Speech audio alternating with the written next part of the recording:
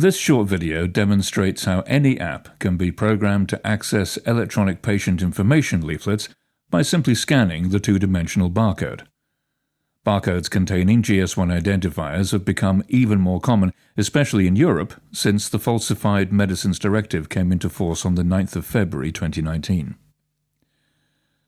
The app we're using is a simple one that was built just for demonstration purposes, but it's important to note that the majority of the code used is free, open source, and can be used by any developer to create a new app or to add new functionality to an existing one.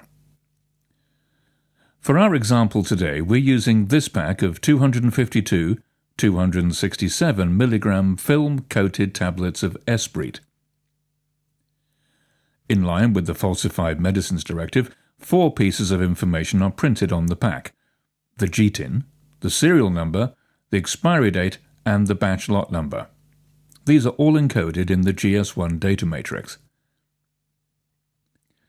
Using the app on my phone, I can scan that GS1 data matrix and there's the electronic patient information leaflet which came from the pharma.be e-compendium. Now, in this case, my phone was operating in Dutch. If my phone was set to French, I'd scan exactly the same data matrix, and there's the leaflet in French, again from the pharma.be e-compendium. But what about other languages? Let's try the same thing, this time in Norwegian. And there's the e-leaflet in Norwegian, this time from the Felleskatalogen. So what just happened? Well, the app doesn't contact the leaflet repositories directly. It goes through an intermediate service known as a resolver, that is, a service that resolves the GS1 identifiers. The mobile app reads the GS1 data matrix, extracts the GTIN, and constructs the GS1 digital link. It sends the request off to the web along with the user's language, and the resolver redirects the request to the correct leaflet. Of course, this isn't magic. The web address of the correct leaflet for each GTIN needs to be provided by the manufacturer and entered into the resolver's database. Here we see what a manufacturer sees when they enter the relevant URL for the Norwegian leaflet in the Felleskatalogen. And here's the entry for the French leaflet that sits in the pharma.be repository. Now, in this example, we're only concerned with electronic patient information leaflets, but here's another example from a pack of Nurofen, an over-the-counter medicine. For this product, we have 3 different links. Let's look at the first one. We can see on the left-hand side that this will be a link to the product description page.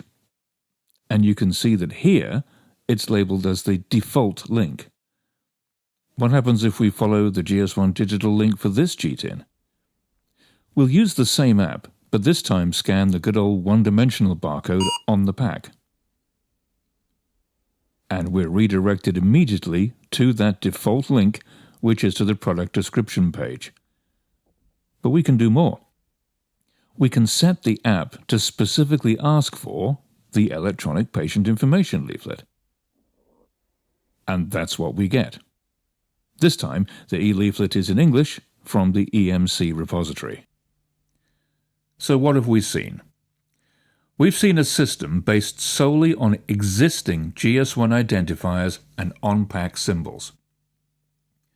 We've seen an app that is based on free, open-source software to read barcodes and convert the data into GS1 digital link URLs.